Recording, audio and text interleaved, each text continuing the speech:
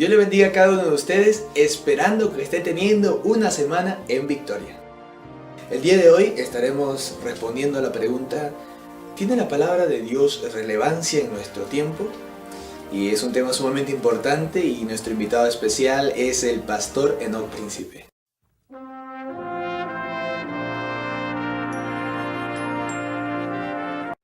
Ha llegado el tiempo entonces de responder a la pregunta.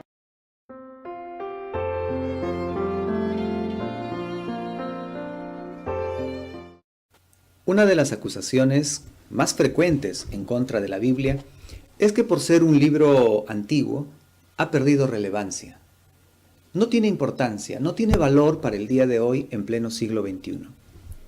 Algunos acusan a la Biblia de ser solamente el registro de las experiencias religiosas de hombres ignorantes, hombres que atribuían a Dios cosas que hoy día se pueden explicar por la ciencia. Pero, ¿es de veras la Biblia un libro anticuado, caduco, que ya no está vigente el día de hoy? Hoy veremos una razón por la cual la Biblia sí es relevante, sí es importante para usted y para mí. Y luego veremos un ejemplo de esa relevancia. Déjeme decirle que en primer lugar, la Biblia es un libro relevante porque necesitamos una regla, necesitamos un patrón, necesitamos una norma. Me explico. Todo ser humano, toda persona, tiene una noción de bien y mal. Para todos nosotros hay cosas que nos parecen buenas y cosas que nos parecen malas. Hay personas que nos parecen buenas y personas que nos parecen malas. Todos tenemos esa noción de bien y de mal. Por más que usted niegue a Dios, por más que una persona se declare atea, esa persona tiene una noción de bien y mal. Ahora bien, dijo un hermano, nadie llama a una línea chueca a menos que tenga una noción de una línea derecha.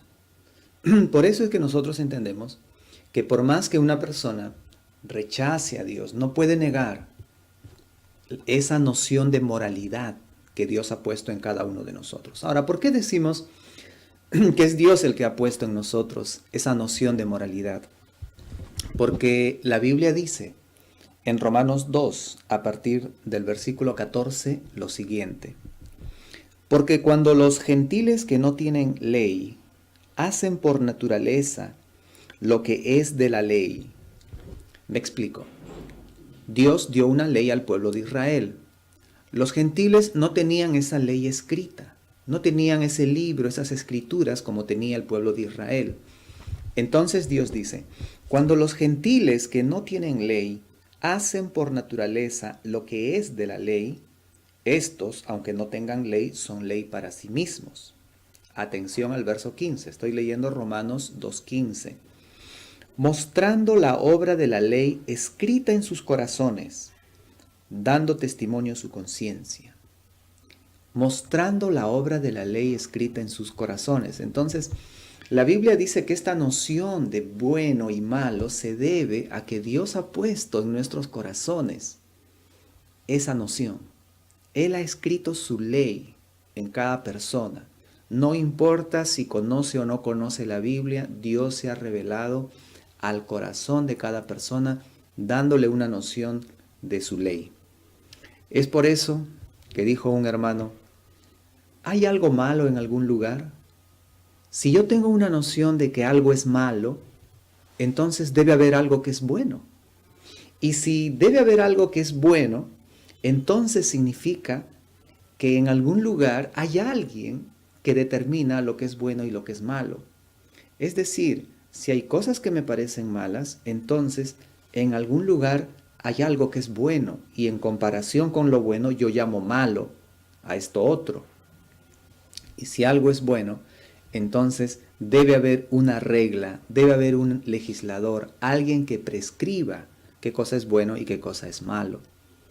Volviendo a lo que dice Romanos 2, 14 y 15, ahora nosotros entendemos por qué, por ejemplo, en el Perú, los incas tenían sus leyes, tenían el Amasúa, Amayuya, Amaqueya. No seas ladrón, no seas mentiroso, no seas ocioso. ¿De dónde sacaron ellos estas nociones? Pues de la ley escrita por Dios en nuestros corazones. De tal manera que en toda cultura robar es malo, mentir es malo, matar es malo, porque Dios ha puesto en nosotros esa noción, ha puesto su ley. Amable oyente, si yo digo que mi corbata es roja y alguien viene y dice que es verde, los dos no podemos tener la razón. Los dos no podemos estar en lo cierto. Uno de los dos está equivocado, ¿verdad? Si yo digo que mi saco es blanco y usted lo ve negro, uno de los dos está en lo correcto y el otro está equivocado. Lo malo es que cuando hablamos de bien y mal, hay personas que dicen, pero si para ti es bueno y si para ti es malo, todos tenemos la razón, nadie tiene la verdad absoluta. Y eso no es cierto. Eso no es cierto porque la verdad es excluyente. La verdad excluye, se separa de todo aquello que no es verdad. En los ejemplos que yo le he dado, si alguien dice que esto es verde y yo digo que es rojo, uno de los dos está equivocado. Los dos no podemos tener la razón.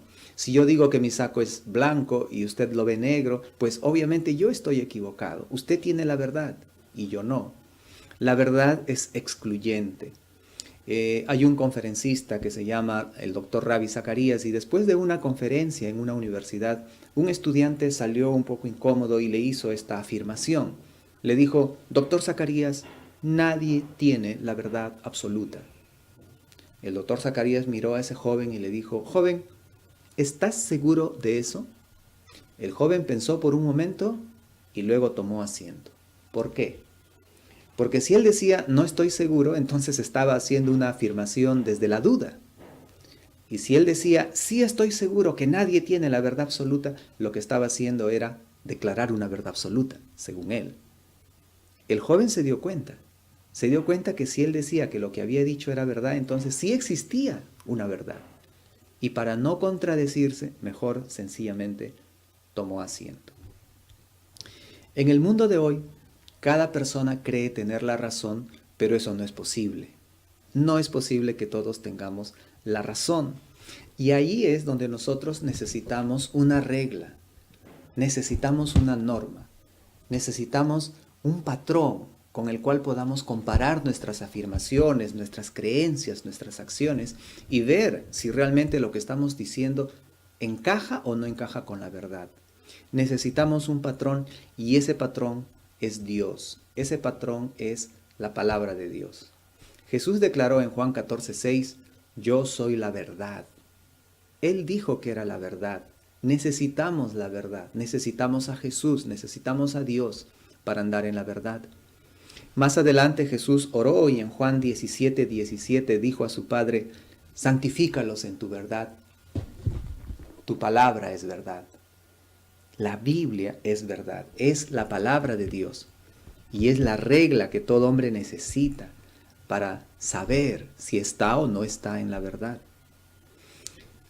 La verdad de Dios, el Dios de verdad, ha escrito este libro precioso y nos lo ha dado a nosotros como un manual. Aquí nosotros tenemos la verdad. Nosotros no creemos que una iglesia, una congregación o una persona es dueña exclusiva de la verdad. La verdad está en la Biblia. Y toda persona que lea la Biblia y crea la Biblia tendrá la verdad. Sabrá realmente si lo que está haciendo es correcto o no es correcto, porque tiene la norma que va a guiar su vida. Dije que también íbamos a ver un ejemplo de esta relevancia. Y quiero contarles lo que pasó en un episodio en la vida de Jesús en Mateo capítulo 19, versículo 3. Resulta que el Señor Jesús estaba sanando, estaba enseñando a personas cuando se le acerca un grupo de fariseos. Mateo capítulo 19, el versículo 3. Entonces vinieron a él los fariseos tentándole y diciéndole, ¿es lícito al hombre repudiar a su mujer por cualquier causa? La pregunta de los fariseos tenía que ver con la separación de una pareja de esposos, tenía que ver con el divorcio. Y lo que estaba pasando culturalmente en aquel tiempo es que había dos escuelas muy grandes. Una escuela que enseñaba que solamente podría haber divorcio por infidelidad, por adulterio. Y otra escuela que enseñaba que en verdad podría haber divorcio por cualquier causa. Si la mujer quemaba la comida, si salía sin cubrirse el cabello, si le alzaba la voz, por cualquier razón el hombre podía divorciarse. Entonces los fariseos vienen a Jesús y querían saber si Jesús iría o no contra las tradiciones o las interpretaciones que ellos hacían en cuanto al divorcio. Así que vienen a preguntarle a Jesús, ¿es lícito, es válido o no es válido a un hombre repudiar a su mujer, divorciarse de ella? Jesús, en su respuesta, que encontramos en Mateo 19, 4 al 6, les dice así, ¿no habéis leído que el que los hizo al principio, varón y hembra los hizo? Y dijo, por tanto el hombre dejará a su padre y a su madre y se unirá a su mujer, y los dos serán una sola carne. Verso 6. Así que no son ya más dos, sino una sola carne. Por tanto, lo que Dios juntó, no lo separe el hombre. ¿Sabe qué? Jesús recibe una pregunta sobre un tema que culturalmente era picante, era muy inquietante, el tema del divorcio. Y Jesús responde a los fariseos diciéndoles, ¿no habéis leído lo que pasó al principio? ¿No habéis leído lo que ocurrió en el principio cuando Dios creó al hombre? En otras palabras, el Señor Jesucristo responde a esta pregunta basándose en el libro de Génesis. Ahora bien, el libro de Génesis se había escrito en cifras redondas 1500 años antes de Cristo. 1500 años antes de Cristo se escribió el libro de Génesis y Jesús 1500 años después responde utilizando el libro de Génesis. Pero el libro de Génesis, aunque fue escrito 1500 años antes de Cristo, nos habla de acontecimientos que ocurrieron 5000 años antes de Cristo. Porque la fecha de la creación es aproximadamente 5000 años. Algunos hermanos calculan y dicen 6000, algunos científicos cristianos dicen honestamente no pasa de 7000, pero vamos a decir 5000. El Señor Jesús responde esta pregunta inquietante y maliciosa de los fariseos, haciendo alusión a acontecimientos de hace 5000 años que fueron registrados en la palabra de Dios y que 5000 años después todavía tenían vigencia. El Señor Jesucristo está mostrando la relevancia del libro de Génesis. Está mostrando la relevancia de las Escrituras, la relevancia de la palabra de Dios, para tocar, repito, temas tan complicados como el matrimonio y el divorcio. Ahora bien, ¿qué es lo que Jesús estaba aclarando en ese tiempo a través de las Escrituras? ¿Qué es lo que Jesús estaba dejando bien en claro para los fariseos y toda la gente que le estaba escuchando? Número 1, que el matrimonio no fue idea del hombre. El matrimonio fue idea de Dios. Fue Dios quien creó hombre y mujer. Número 2, que el matrimonio es heterosexual. Porque Dios no creó dos mujeres, no creó dos hombres, creó hombre y creó mujer. Número 3, Jesús dejó bien claro que el diseño de Dios para el matrimonio es la monogamia. Un hombre y una mujer para toda la vida.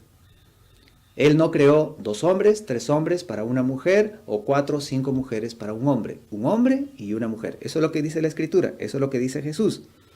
¿No habéis leído que el que los hizo al principio, varón y hembra los hizo, singular, un hombre y una mujer?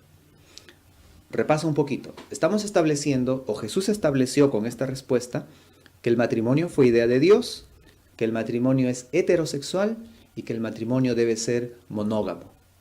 Un hombre y una mujer para toda la vida. A continuación, Jesús aclara que en el matrimonio no solo participan el hombre y la mujer, también participa Dios. El matrimonio es un pacto no solamente de dos, es un pacto de tres. ¿Y por qué decimos eso? Porque dice a continuación Jesús en el versículo 6, lo que Dios juntó. Lo que Dios juntó. El matrimonio no es un hombre y una mujer que se juntan. En el matrimonio es Dios quien participa juntando a esas personas. En el matrimonio participa Dios. Es un pacto muy serio. Es un pacto en el cual Dios mismo participa. Y ahí viene la siguiente enseñanza. La quinta enseñanza que Jesús deja clara. Como es un pacto en el que participa Dios, nada lo puede disolver. Nada lo puede disolver. Ni una ley humana, ni un capricho humano puede disolver este pacto establecido por Dios. Por eso Jesús dice en el versículo 6, así que no son ya más dos, sino una sola carne. Por tanto, lo que Dios juntó, no lo separe el hombre. ¿Ok? 5 verdades muy importantes sobre el matrimonio que en esos días de confusión, de tradiciones y de decisiones convenientes para cada persona, estaba reinando en la cultura judía, discusiones y todo. Jesús aclara la verdad de los hechos, aclara la verdad sobre el matrimonio basado en las Escrituras, basado en el diseño de Dios, porque es Dios el inventor del matrimonio, el creador del matrimonio. Él sabe cómo debe funcionar y si algo está fallando, Él sabe cómo se puede corregir. Y Jesús hace relevante la palabra de Dios 5,000 años después de lo que había acontecido. Le hago una pregunta. Las verdades que estuvieron vigentes durante 5,000 años hasta los días de Jesús, ¿estarán vigentes hoy día? 2,000 años después. En otras palabras, lo que ocurrió en el huerto del Edén hace 7,000 años y las verdades que Dios estableció en el huerto y que las registró en su palabra, ¿estarán vigentes hoy día 7,000 años después? ¿Se necesita hoy en pleno siglo XXI tener conceptos claros sobre el matrimonio? ¿Se necesita hoy, en el pleno siglo XXI, tener conceptos claros y nociones claras sobre la separación, sobre el divorcio? ¿Se necesita hoy, en este siglo XXI, saber si un matrimonio puede o no puede ser homosexual? Si una persona puede tener más de un cónyuge, o si hay algo que disuelva el matrimonio. Se necesita tener claridad sobre esto. Y no tenemos otra alternativa que acudir a Dios. Cada uno dará sus opiniones, cada uno dirá muchas cosas, como los fariseos que tenían estas escuelas, no solamente por una razón, no por 20 razones, cada uno puede tener su propia idea, pero Dios habla a través de su palabra y nos dice cómo debemos entender y cómo debemos asumir los conceptos y las prácticas sobre el matrimonio. De tal manera que ese es un ejemplo de que la Biblia es relevante, es importante, está vigente para el día de hoy. Se necesitan conceptos claros y quién mejor que Dios para aclararnos cómo llevar una vida matrimonial. ¿Sabe qué? Dios dice también aquí en su palabra que el mundo pasa y sus deseos. Las ideas del mundo van y vienen. El mundo pasa y sus deseos, pero el que hace la voluntad de Dios permanece para siempre. Jesús dijo, el cielo y la tierra pasarán, pero mis palabras no pasarán. La Biblia es relevante para usted y es relevante para mí. Dios le bendiga.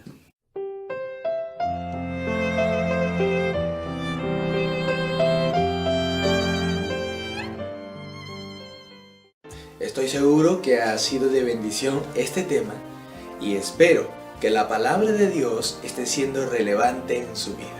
Si usted todavía no se ha suscrito al canal, suscríbase y así estará al tanto de lo que la palabra de Dios dice. Nos vemos en el próximo video. Dios le bendiga.